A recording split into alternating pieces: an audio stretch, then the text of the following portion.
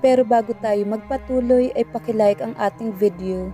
Ganon din ang subscribe button, pati na rin ang bell icon para lagi kayong updated sa mga parating ko pang mga uploads.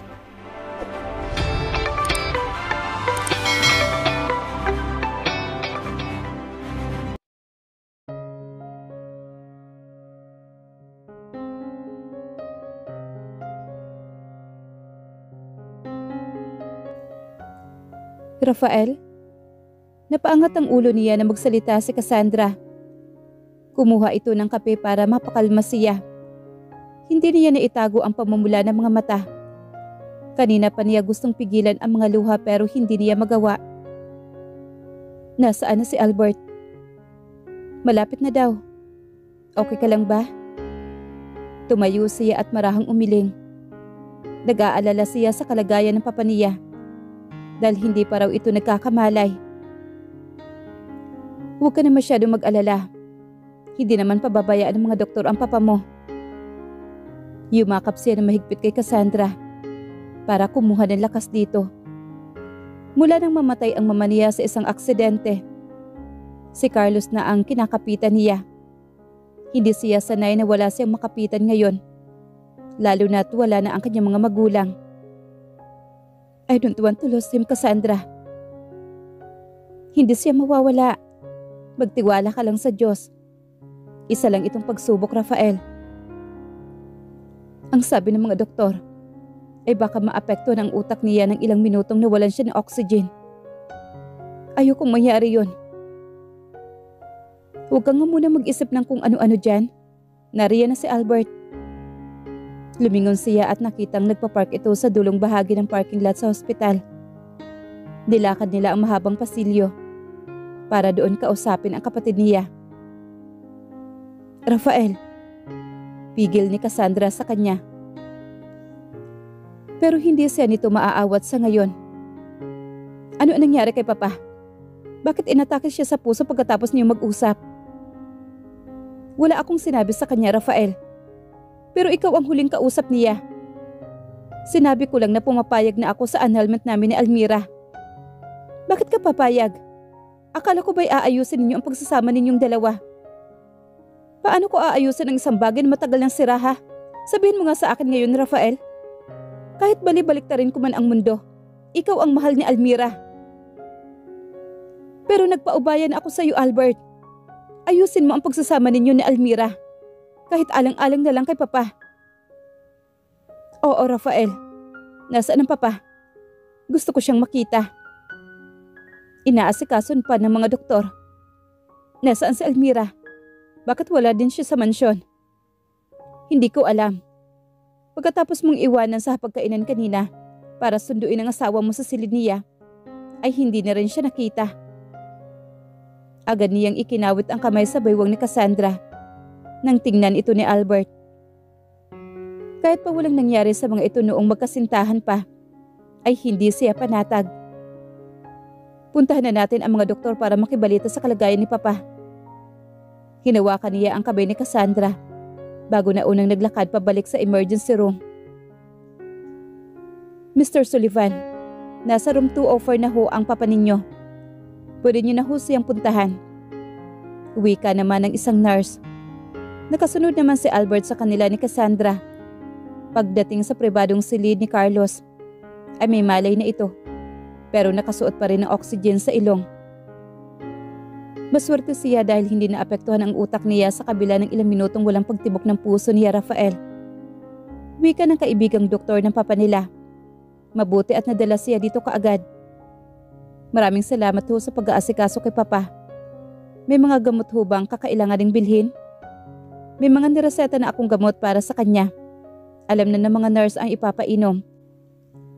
Magsasagawa lang ng CT scan para masiguro na walang namuong dugo o anumang problema ang pagbagsak niya kanina. Babalik ako bukas para i-check ulit ang kalagayan niya bago ako magrekomenda kung pwede na siyang umuwi. Tinapik ng doktor ang balikat niya bago nagpaalam. Nang maiwan silang tatlo sa silid ay nilapitan niya kaagad ang ama.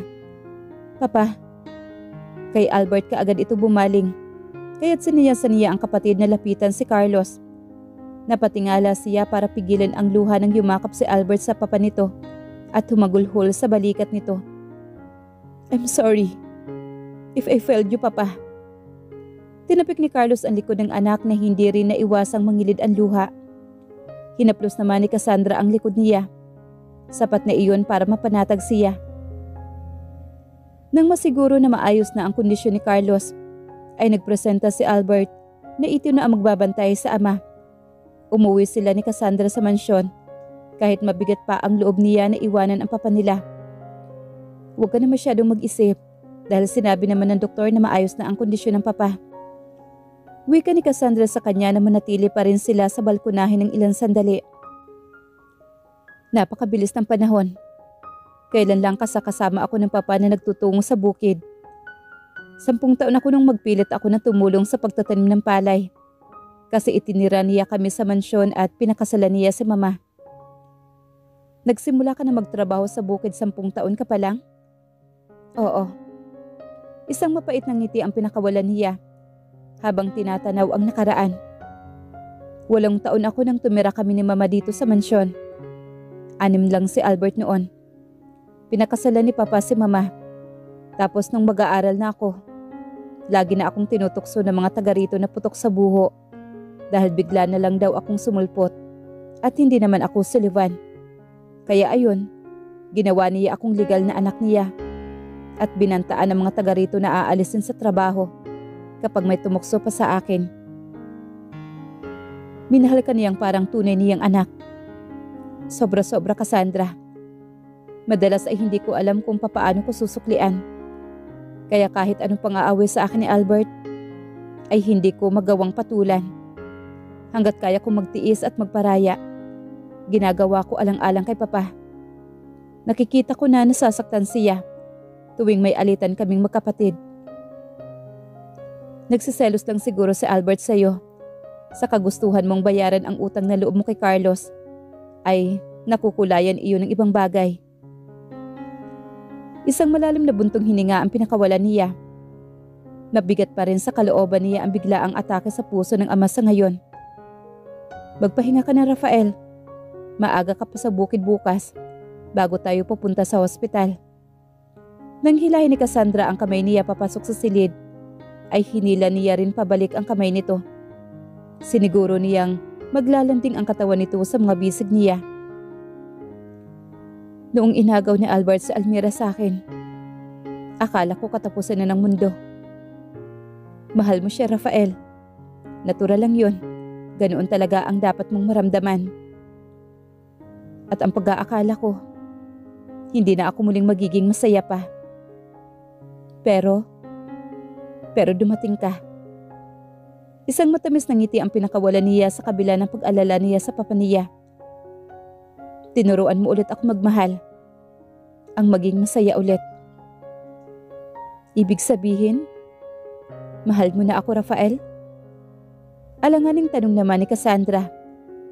Marahan siyang tumango habang nanlalabo ang mga mata sa nangingilid na mga luha niya. Mahal na mahal. Nakalimutan kong paborito ko ang sinigang. Nakalimutan kong hindi ako nagkakape na may creamer. Ayaw mo na may creamer? Gulat nitong tanong dahil tuwing magtitimpla si Cassandra ng kape ay matamis. Dati. Pero totoo nga ang sinabi mo. Makakalimutan ko nga ang ex ko. Bulong niya sa tenga nito na tumawa ng malakas si Cassandra. Ano pa ang mga nakalimutan mo mula nung ikasal tayo? Nakalimutan ko na nasaktan ako ng labis noon. Tila ba nabuhay ako muli? Nagkaroon ako ng inspirasyon. Huwag mo la akong aawayan kasi natutulala ako sa kubo maghapon. Akalain mo yon? Ang suplado mo nung una na magkita tayo. May itinatago ka din palang tamis sa katawan. Tudyo naman ni Cassandra dito. Siya naman ang humalakhak na malakas. I love you, my wife. Ang dami ko nang sinabi. Wala bang I love you to dyan? Pag-iisipan ko. Pilya namang wika ni Cassandra. Sige, pag-iisipan mo lang. Pero kung inaakala mo na makakaligtas ka ngayon sa honeymoon natin, nagkakamali ka. Binuhat niya ang asawa at ibinaba sa kama. Alauna na ng madaling araw, Rafael. Gusto pang tumanggi ni Cassandra na maghubad siya ng t-shirt. 4:00 kailangan mo nang gumising, hindi ba? Sanay na ako sa puyat misis ko. Mula nang ikasal tayo, hindi na ako nakakatulog ng maayos. Una niyang inalis ang shorts nito, kaya tumambad agad ang maputi nito mga hita. Pinaglandas muna niya ang mga labi sa tuhod nito pataas. Rafael, I will touch you everywhere, Cassandra. At lahat ng dadaanan ng mga labi ko ay pag-aari ko na. I am yours, Rafael. And I love you too. Doon ay kumawala ang pagtitimpi niya. Pinaulanan niya ng halik ang punong tainga nito, pababa sa leeg. Pagkatapos ay sa labi ulit. Gusto niyang bawiin ang mga oras na nasayang dahil sa pride niya. Mabilis niyang inalis ang saplot ni Cassandra sa katawan. Nang tuluyan itong mahubdan ay halos hindi na siya makahinga pa. Hindi ko na kayang pigilan ang sarili ko, Cassandra. Siguradong masasaktan kita. Okay lang. No, it is not okay. Sagot naman ang isipan ni Rafael. Ipinahiga niya si Cassandra at pinaglandas niya ang kamay sa pagkababae nito. Napaawang na ang mga labi ni Cassandra sa sensasyong ibinibigay niya. Inangkin ng mga labi niya ang magkabila nitong dibdib. Sinimpsip at pinagsawa ang sarili doon. Bumaba ang halik niya pagkatapos. Hinihingal pa siyang ibinagsak ang sarili sa kama. Tila siya isang teenager na nakatikim ng pakikipagtalik sa unang pagkakataon. Hindi niya ito naramdaman noon kay Almira. May mas masarap pa palang putahe kaysa sa inaakala niya. Cassandra. Kinabig niya ang katawan nito at iniyakap ang braso. Hindi ka naman nagdahan-dahan eh. Sinuntok nito na mahina ang balikat niya. Hindi mapalas ang ngiti niya sa mga labi niya. Anong magagawa ko? Ang tagal ko na naglalaway sa'yo. Sabi mo kaunti lang ang sakit. Babawi ako mamaya, pangako. Iwinaksin niya ang buhok nitong nakatakip sa mukha nito. Hindi mo alam kung paano mo ako pinasaya ngayon. Dahil virgin pa ako? Yes, not because of anything. But to think na iniaalay mo sa akin ang hindi mo iniaalay sa iba. Ibig sabihin, ipinagkakatiwala mo rin sa akin ang lahat. Asawa kita, Rafael. Natural lang na sa'yo ko to ibibigay. Ibinigay mo ba dahil lang sa obligasyon?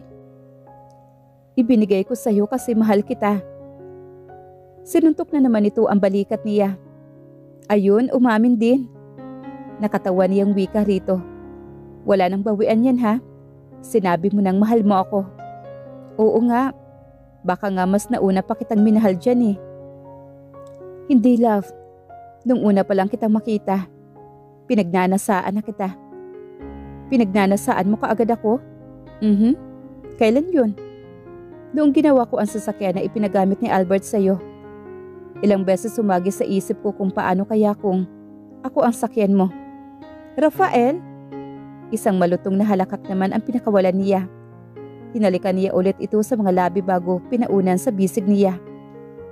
Batulog ka muna para ma-recharge ka. Sasakyan mo pa ako mamaya, ha? Pilyo niyang wika na inirapan naman ni Cassandra. Nagising si Cassandra na masakit ang katawan. Malamig ang simoy ng hangin na pumapasok mula sa pintuan, palabas sa balkonahe. Madilim pa halos ang paligid, pero may naaamoy siyang aroma ng kape sa paligid. Good morning, love. Bulong ni Rafael mula sa likod niya, habang nakayakap siya sa unan. Good morning. Nagkakape ka ba? Nagtimpla ako habang hinihintay kita magising. Pero hindi masarap eh. Gusto ko yung timpla mo. Pinigil niya ang pagngiti kaya kinagat niya ang labi niya. Yumuko naman si Rafael para bigyan siya ng halik. Comforter lang ang takip niya sa katawan at ramdam niya kaagad ang mainit na kamay ng asawa na humahaplo sa pagkababae niya. Masakit pa ba? Marahan siyang tumango rito. Puno ng pagnanasa ang mga mata ng asawa nang muling inangkin ang mga labi niya. Masakit pa nga. Mahina niyang anas dito na maglandas ang halik nito sa leeg niya. Palitan natin ang sarap. Pilyo nitong ngiti sa kanya. Saka bumalik ang paghalik sa kanya. Tinanggal nito ang takip sa katawan niya habang inaalis din nito isa-isa ang suot na boxer. Baka malate ka na sa bukid. Ikaw muna ang aararuhin ko. Kumindat ito nang itapat ang mukha sa kanya. Pareho na silang hubad at tumutusok sa tiyan niya ang matigas nitong pagkalalaki. Puro ka talaga biro, Rafael. Tumawa naman na malakas si Rafael. Kanina pa kita hinihintay na gumising. Kung hindi ko lang inaalala na puyat ka kagabi. Ginising na kita ng 2:00 kanina. Nangako ako na babawi ako, hindi ba? Tingnan ko nga yung babawi na sinasabi mo. Isang ngisi naman ang pinakawala ni Rafael. Hindi ko pa rin maipapangako na kaya ko magpigil. Gusto ko nang sumabog ngayon pa lang. Ayaw ko lang mapahiya sa'yo. Hindi mo alam kung gaano kita kagustong angkinin muli. Inangkin nito ang mga labi niya, kasabay ng pagpisil sa dibdib niya. Nadarang na rin siya sa ibinibigay nitong halik at pagdama sa kanya. Hindi na yata gustong bitawan ni Rafael ang dibdib niya dahil nagtagal ito doon. Ang kamay nito'y nagsimula ulit na gumalugad sa kasilanan niya. May kaunti pa siyang sakit na nararamdaman, pero mas nananaig ang sensasyon dulot ng pagtaas-baba ng daliri nito. Nakadapa si Rafael sa tabi niya na hindi pa rin yatang gustong pakawalan siya. Malapit nang sumikat ang araw. Tumayo siya sa kabila ng pananakit ng buong katawan niya. Masaya siya dahil sa wakas, may katugon na rin ang nararamdaman niya para sa asawa. Naligo na rin siya at nagbihis para makasama kay Rafael sa bukid at sa pagdalaw sa ospital mamaya. Nang lumabas siya sa banyo, ay nirinig niyang kausap nito si Albert sa telepono. Kumusta na raw ang papa? Maayos na raw. Inalis na ang oxygen at baka makalabas na rin mamayang hapon. May sakit ba siya sa puso, Rafael? Matagal na, pero ngayon lang nangyari na bumagsak siya sa sahig. Kapag sumisikip ang dibdib niya noon, ay nadadala ko kaagad siya sa doktor. Wala ba talagang idea si Albert kung bakit biglang inatake si papa? Hindi ko alam. Kung mayroon man, hindi rin naman niya sasabihin sa akin. Pero aalamin ko sa mga susunod na araw. Malalagot siya sa akin kapag nalaman ko na siya ang dahilan ng pag-atake ng papa kagabi. Mabait naman yung kapatid mo, Rafael. Paano naging mabait? Lagi niyang pinasasama ang kalooban ni papa. Cassandra, puro na nga kami pagbibigay lahat sa gusto niya. Meron lang kayong hindi pagkakaintindihan. Makikinig naman si Albert ngayon dahil nandyan ka. Sinasabi ko sa'yo dati pa, Cassandra. Hindi ko gustong nakikipaglapit ka sa kapatid ko. Dahil may mga plano yan. May mga plano yan laban sa akin na hindi mo alam. Kahit paano ay nakikinig si Albert sa akin, Rafael. Malay mo makatulong ako para maayos ang relasyon ninyong magkapatid. Isang buntong hininga naman ang pinakawalan ni Rafael. Pagkatapos nitong magsuot ng t-shirt. Pwede ka bang makinig sa akin kahit ngayon lang? He is my brother-in-law. Isa pa. Hindi ako nakikipaglapit sa kanya dahil sa gusto ko siya. Para ito sa'yo at kay papa. I don't trust him. Pero Rafael, hinawakan niya ang kamay ng asawa para ipaintindi na hindi niya dapat iwasan si Albert. Naagaw ng kapatid mo si Almira dahil ginusto ni Almira ang lahat. Sa tingin mo ba, ay papayagan kong saktan ka ulit ni Albert? Iniyakap naman ni Rafael ang bisig niya sa kanya at tinilikan siya sa noo. Seloso akong asawa, Cassandra. Isipin ko lang na nahawakan ni Albert ang mga kamay mo. Nahalikan ang mga labi mo. Gusto ko nang ilayo ka dito. I was never like this with Almira. At natatakot ako na hindi ko mapipigil ang sarili ko na saktan ang kapatid ko. Oras na may ginawa siya sa'yo na hindi ko nagustuhan. Hindi ko gustong umabot doon. So please, help me. Mas mabuti kung hindi ka na makikialam sa isyu naming dalawa. That possessive, ha? Ngumiti naman siya para pagaanin ang kalooban nito. Ikaw ba? May ipapangako mo na hindi ka na rin magpapalandi sa Almira na yon? Napangiti na rin si Rafael dahil sa pagsiselos niya. Never. Natikman ko na ang sarsa. Mas masarap pala talaga. Kumindat ito at pinaglandas ang kamay sa pagitan ng hita niya. Rafael naman, iuwi na natin si Papa ngayong araw. para pwede tayong magkulong sa kwarto bukas na maghapon. Magkulong sa kwarto? Baka naman pilay na ako pagkatapos nun.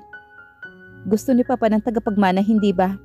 Bibigyan natin ng 2. Isang halakhak naman ang pinakawalan niya. Magtitimpla ako ng kape sa ibaba nang makaalis na tayo. Mamaya na ako magluluto sa tanghalian. Huwag ka na magluto. Kumain na lang tayo sa labas.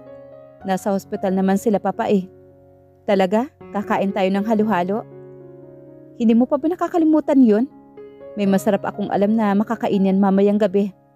Sa restaurant? Saan? Midnight snack. Jumbo hotdog. Pumagalpak naman siya ng tawa habang pababa sila ng hagdanan. Nakakahiya kapag narinig ka ng mga katulong.